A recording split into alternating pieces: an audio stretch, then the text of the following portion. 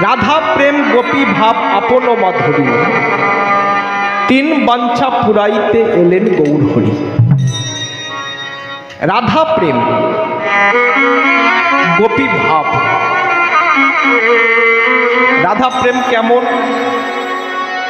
গোপী ভাবটা কেমন, আর এই ভাব গ্রহণ করবার জন্য ভগবান যুগে যুগে তিনি নেমে এসেছেন এই মর্তের মাটিতে। কেন না আমরা কি জানি? আমরা জানি ভগবান ভাবগ্রাহী জনার্দন, অর্থাৎ ভগবান কেবলমাত্র ভক্তের ভাবটুকু গ্রহণ করে।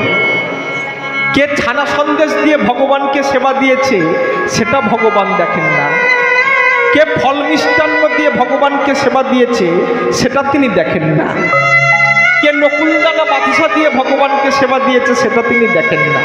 তিনি কি দেখেন? তিনি কি গ্রহণ করেন? কেবলমাত্র ভক্তের ভাবটুকু গ্রহণ করেন। তাই ভগবান ভাবগ্রাহী জনার্দন, আর এই ভাব গ্রহণ করবার জন্য যুগে যুগে তিনি নেমে এসেছেন।